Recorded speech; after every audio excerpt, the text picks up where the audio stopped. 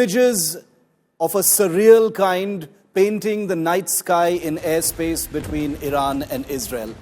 Thousands of mobile phones by citizens capturing first the missiles taking off from Iran and then being intercepted in the airspace over Israel with a handful of those missiles finding their way through some of the world's most advanced air defense technology to hit the ground in Israel. Iran says that large-scale destruction has taken place on the ground in Israel. Israel has categorically denied this and said that no military bases have been hit and that the damage on the ground is very, very minimal. To talk about this, to decode what has taken place, there can be no bigger voice in the country than Ambassador Reuven Azar. He is the Israeli ambassador to India, and he joins India today at a critical juncture for his country. A very warm welcome to you, Ambassador. We'd all first like to wish you a very happy Jewish New Year. Rosh Hashanah starts today. I wish these were in happier circumstances. This was a time when thousands and millions of citizens would have been looking to celebrate the Jewish New Year, and it looks like Iran timed this attack right before that. That's right, Shiv. Thank you very much for this interview. What Iran did is that it fired a barrage unprecedented in history of humankind of 181 ballistic missiles. The payload of each missile is between 700 to 1,000 kilograms of explosive, capable of destroying an entire building, of destroying many lives.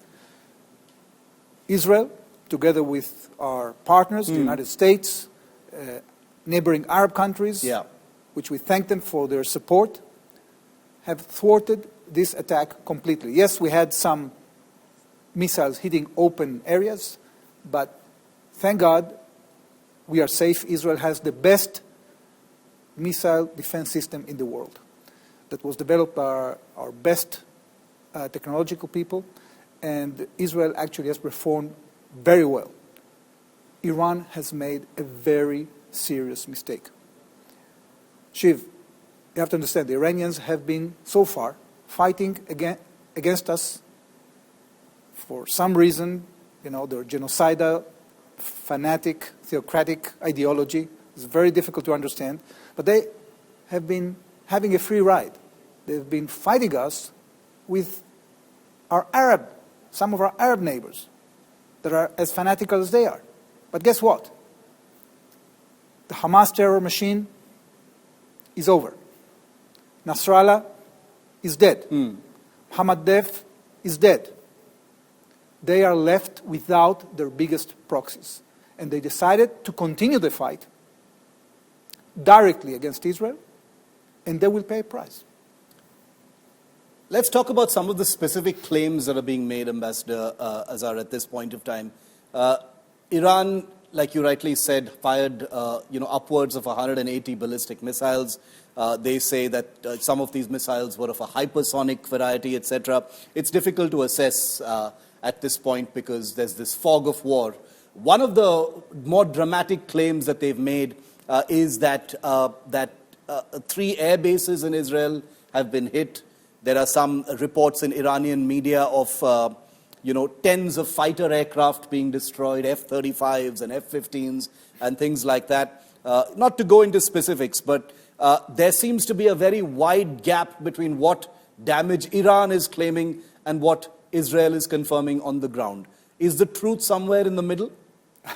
Well, it's very embarrassing for them, because the IDF spokesman, which is generally a very, very credible person, has said, it's not a claim, it's just reported exactly what happened, okay? What happened is that missiles have hit Israel, some of them that weren't intercepted. We didn't intercept those who would hurt essential places or civilians or military bases. And the rest we just don't intercept because it's not worthwhile to invest in a missile to intercept something that is going to hit in the open space. So it's very embarrassing for the Iranians. I understand. They have prepared all this machinery of war, spent billions of dollars on the account of the oppressed Iranian people that are do not have water, that are suffering from lack of essential things in life. They have deprived them from that, from them, and instead they are investing in this terror campaign to create these armies to choke the state of Israel, take control of the Middle East. These dreams have vanished. They are not worth anything. Are you saying this was Iran's best shot? Because they've been talking about a days-long war. They've said, when Iran finally attacks, it won't be just a few salvos of missiles like what we saw last night. It will be a longer campaign that can go on for many, many days. Well, probably. Are you saying that this was Iran doing its best, its hardest punch? No, I'm not saying that. I'm saying that Iran has been investing in this machinery of war and of terror, in terrorizing not just Israel. They are responsible for killing 500,000 people in Syria. They have taken hostage the state of Lebanon. With the pretext of fighting ISIS, they have created all these militias in Iraq. They have destroyed Yemen. They have destroyed the Middle East. And they are trying to destroy the state of Israel. So what happened is that they failed. They failed colossally because two of their main proxies in the region were defeated by Israel, and now they find themselves having at last to fight themselves, and they are failing. They might have more missiles, but whoever is the aggressor must pay a price. And I'm very glad that many countries around the world have condemned what Iran has been doing.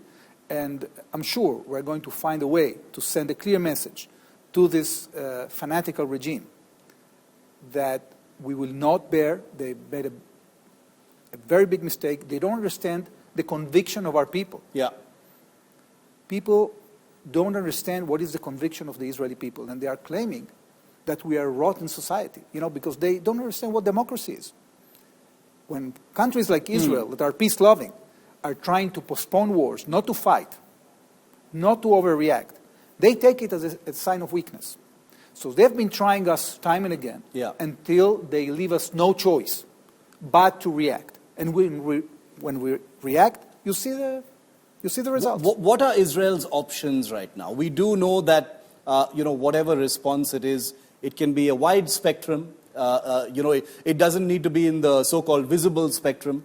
It can be damage of the kind that never gets reported, as we've seen in intelligence operations. But what appears certain, Ambassador, for observers around the world is that after the kind of attack that Iran perpetrated on Israel yesterday, there has to be a response. And Israel has said it will happen at a time and place of their choosing and of a type of their choosing. Can you tell us what these options are? What kind of an attack? The reason I ask, what these scenarios could be is because unlike Iran's proxies, unlike the Hamas and the Hezbollah and the Houthis, which are ultimately proxies, this is the mothership, as it were. And therefore, offensive operations against the mothership of these proxies is going to be a different game altogether. Well, I'm not going to enter into operational aspects, but what I can tell you is the following. We are creating the conditions that will allow us to enjoy peace and stability in the long term. That we will be able, together with our neighbors, those who want to live with us, we will find a way to live together in prosperity. So we are going to continue to neutralize the capabilities of our enemies that have a common denominator. They are all guided by this octopus coming from Iran. We are going to neutralize those capabilities, or at least minimize them as much as we can, with the hope that people will take the message that the people of Iran that actually love the state of Israel, the Persian people love the state of Israel. They are oppressed by this regime. One day, they will wake up. We hope that one day they wake up and they fight these tyrants. It's very difficult to do. But the people of Iran, in some ways, have been trying to fight that oppression. So, I agree with your point that, that there is oppression taking place in Iran. But my question to you is, in the context of, I understand that operational aspects cannot be discussed, that's normal. But in the context of this current cycle of war exchanges between the two countries. What would be that end game when you say that this octopus called Iran is the reason why all of these things are happening? What boxes need to be ticked, Ambassador, for the war to stop? Yeah. So number one, when it comes to the Gaza Strip, we will not allow Hamas to rearm and regroup. Yeah. We have to bring back our hostages. That's a difficult dilemma. We have to deal with that. We want all of them to come back home. We may do compromises on the way, but we will not allow Hamas to rearm and regroup. The IDF is conducting now operations in the south of Lebanon. The Iranians are trying to deny it. Hezbollah is trying to deny it. We have right now forces of 2 divisions of the IDF that are taking care of cleaning the infrastructure that was created by Hezbollah to attack the state of Israel, to do another 7th of October on Israel. This is an amazing infrastructure with underground tunnels, with explosives. We are going to clean the south of Lebanon, and we are going to make sure that Hezbollah cannot return to those places. And when it comes to Iran itself, well, again, I'm not going to get into the details, but the regime will understand what we mean when we say that it committed a huge mistake. Has anything changed, Ambassador, vis-a-vis the United States? In April, most people think that this is the first time that Iran has attacked Israel. It's not. It's not even the first time this year. As you know, in April this year, using long-range projectiles and drones, I think 300 or 400 in number, Iran had attacked Israel. Many of those projectiles were intercepted. At that time, that was also seen as a big provocation in April this year. But as we saw it, as we reported it, Israel was in some ways constrained by the United States from a sort of big visible response directly for that attack against Iran. Wouldn't that happen this time as well, or has something changed? I think that something changed, Shiv, because, look, it's very natural that countries around the world, like the United States, like India, like other countries that are concerned from the violence, that they will try to get de-escalation happening. And, we tried ourselves as well. We tried to confine this fight just to the Gaza Strip, because we were attacked from the Gaza Strip. But guess what? The Iranian regime, Hezbollah, the Houthis, they didn't play that game.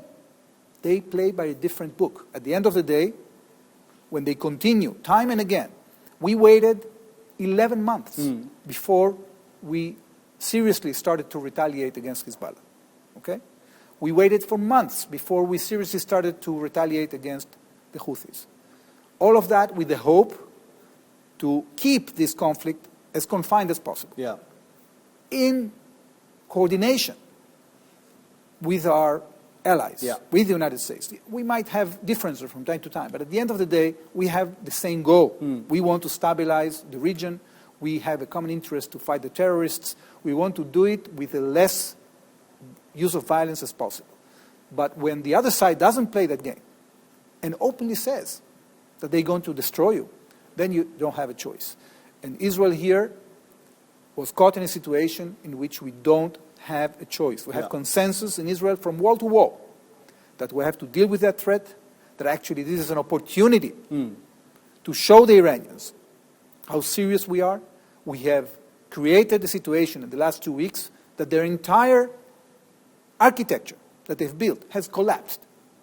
And they are trying to portray, out of embarrassment, to the Iranian public. They're trying to lie to the Iranian public as if Israel is crumbling. On the contrary, Israel is very strong. Our economy is strong. Our people have conviction. They have motivation. Our soldiers will keep on fighting until we bring back stability. So are you saying that after what happened yesterday, the missile attacks on Israel, that the United States and Israel are fully aligned towards what Israel's response could be? The reason I'm asking again, you have to understand, is because the United States has a big presence here. It has its own concerns as well. It has said that its support for Israel is ironclad. But as we saw in April, there are wheels within wheels. There are pressures. There can be diplomatic constraints to try and stop Israel from acting in the manner that it may choose to see. Well, you always have this kind of dynamic when it comes to our region, because, the great powers that be, they look at the larger picture. But again, Iran is making the closeness, the proximity between the United States and us much closer, because at the end of the day, we have a common enemy. You know, for the Iranians, we are the small Satan. The United States is the big Satan. They are their sworn enemy. And this is part of an Iranian plan to have hegemony of the Middle East, of the Muslim world, and then fight the West. So, as much as we want to de-escalate, at the end of the day, when countries like Iran continue with their plan, do not back off, do things that are unprecedented in the history of humankind, then you cannot remain silent. And I'm sure the United States, this time, will not remain silent when it comes to Israel's actions. Do you think the U.S. election and the normal uncertainties that revolve around any upcoming election, do you think that adds a layer of wait and watch on both sides as well, especially from Iran's side? Well, look, I'm not going to analyze the U.S. elections. That's an internal process. What I can tell you is that, yes, people are watching. Yeah. People are watching. And that's the reason why we have a duty, not just a right, to fight back. Okay? And this is, I think, what's going to happen. Ambassador, how do you see how the United Nations, has performed or been involved in this entire case? We've seen what's happened with the UN Secretary General now. You've seen their statements before. The irony of this entire situation, of course, is that it's ultimately a UN charter, that seems to be the goal for a kind of more sustainable peace in the region. And Israel quotes that quite often. You did with me in your last interview as well. How would you assess how the UN has been in this cycle of conflict? Look, if the Secretary General of the United States, the Secretary of the United Nations, cannot condemn the flagrant violation of the UN Charter, when a country like Iran is swearing to destroy another member of the United Nations and doesn't even condemn that, it says that something in the system is flawed. I'm not saying that every agency of the UN is flawed. No. There are many countries, good intentions, doing a lot of good things in the UN. But when you have a situation in which the head of UNRWA doesn't fire a terrorist that was heading the education system of the Palestinians in Lebanon. He was in charge of 39,000 students. He was the most senior Hamas member in Lebanon. And he was getting a salary from the UN. And when we complained, they didn't even fire him. Can you grasp that? It's completely unacceptable. There are things that will have to change in the UN if it wants to get cooperation from the State of Israel.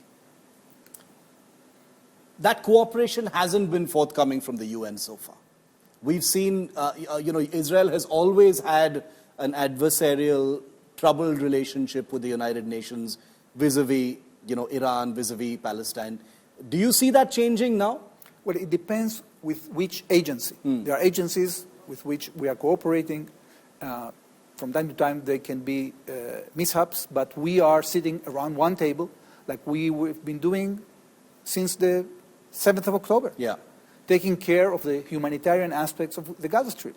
Every day, in an office, we used to sit together with all the humanitarian agencies, including UN agencies, and working with them, despite their bias. But enough is enough. People have to understand, when Israel is being attacked with such a barrage of missiles, and the Secretary General of the UN doesn't condemn it, how does the UN look? After last night, Ambassador, this has been going on for a few days and weeks now. The anticipation or the fear that this could lead into a wider conflict and draw in other countries. There's Russia, there's China, there are other regional powers that might, in some limited way, be forced to actually get in because all of these countries have interests in the region. Do you think after last night that appears to be a much more distinct possibility, or do you think it's still going to be contained, between Israel and this seven-front war, as you put it, is playing out? I'll tell you why it will be contained. It's because... It will be contained, yes, because no country agrees to what Iran has been doing in our region and with the way it has been behaving in the last few months and weeks. And therefore, Iran will not be backed. Iran will have to stand alone and pay for its reckless, aggressive, fanatic, radicalist approach. How do you see Prime Minister Modi's message to Prime Minister Netanyahu a couple of days ago, where he spoke very specifically about terrorism, and he was talking in the context of the Hezbollah? Prime Minister Modi was one of the first world leaders to react after the October 7th attacks by the Hamas last year. But this latest comment has also been analyzed quite a bit, because India, is, as you know this better, stands in a unique position of having diplomatic channels and relations with all of these countries that we're talking about here. So how did you see that message? I saw it as a very positive message. India has a unique perspective. It has a unique standing in this world. And we have a common interest to fight terrorism. We don't have to talk much, just have to do it. And that's what we're doing. Do you see a bigger role for a country like India at a time when what's happening between Israel and Iran and the proxies, has polarized the world? There are, of course, interests. There are, of course, pulls and pressures, diplomatically speaking. But India does have a unique position, like you said, of having extremely close relations with Israel at many different levels, not just diplomatic, but strategic, trade, cultural, etc. But not equally, but also has very warm relations with Iran. And it has connections with Iran of a different kind, from the perspective of energy security and things like that. Does that, in your view, and does that in Israel's view, provide some kind of an opportunity for India to have some kind of role in whatever plays out now? Well, I think India will have to decide itself what kind of role it wants to have. The fact that different countries have links to Iran doesn't mean that they're going to back any crazy kind of conduct like you are seeing right now. So I think that in situations like that, people have to move aside, and we have to do what we have to do.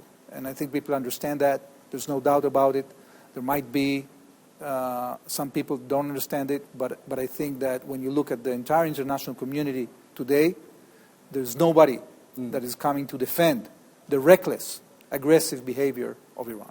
Because Iran, continues to try, while Israel and Israel's allies, Israel's friends, large part of the world does see Iran as an irresponsible aggressor, Iran has tried to project itself as a kind of savior in the region, containing Israel, making sure Israel, which is backed by the United States, doesn't, become more powerful.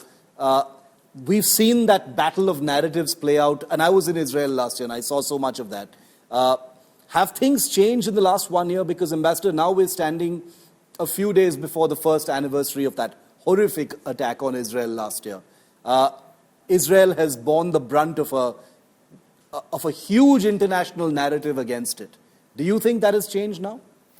Well, look, we have to differentiate between two things. First of all, you have the region. In the region, things have changed a long time ago, because the countries and the peoples of the region have seen the Iranian conduct through their proxies and the atrocities they've been committing in Syria and other places. And therefore, years ago, Arab countries have changed their approach. They have come closer to Israel. We have signed the Abraham Accords, and now we are having military cooperation. And I'm sure that after this war, we're going to resume the regional cooperation. Okay? When it comes to narratives, well, these narratives are being created by different agents with a lot of money, like Al Jazeera channel.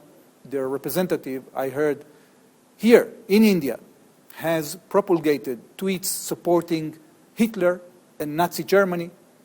When you have people like that investing billions of dollars in promulgating false information, then you will have a fight of narratives. But this is not that important. At the end of the day, what is important is what is happening on the ground. What is happening on the ground is that the majority of the countries and the peoples of the world are actually very proud that Israel is finally fighting back and teaching these terrorists a lesson. My final leg of this interview, Ambassador, is about moving a couple of steps back from what happened last night to the ground operations that were ongoing in southern Lebanon. Those operations are ongoing. Hassan Nasrallah has been killed. The leadership of the Hezbollah, virtually the entire leadership of the Hezbollah has been eliminated in these airstrikes. What next as far as the Hezbollah is concerned? Because this isn't the first time that Israel has engaged with the Hezbollah, has hit their targets, tried to destroy their infrastructure. Each time they have returned, they've recuperated, they've rearmed. In many ways, they've come back with even more sophisticated weapons. Is there going to be a greater degree of finality, you would say, in what is happening now vis-a-vis the Hezbollah? Well, we have to be very cautious here when we say what is going to happen, because the Israeli government has declared a very specific goal. We want to implement UN Security Council Resolution 1701, 1558, to clean the entire southern Lebanon from Hezbollah forces. Israel is not going to determine the political future of Lebanon. It's for the Lebanese people to decide the political future of Lebanon. If they are going to continue to surrender to Hezbollah, the price will be dear for Lebanon, because it is being destroyed by Hezbollah. We are going to meet our defined goals of protecting our civilians, getting our 70,000 civilians back to their homes safely, and for that, South Lebanon has to be clean of Hezbollah. The Lebanese army should come there and restore order together with the UNIFIL forces, which have, as you know, an Indian element. Thank you very much for this interview. Thank you very much, Ambassador.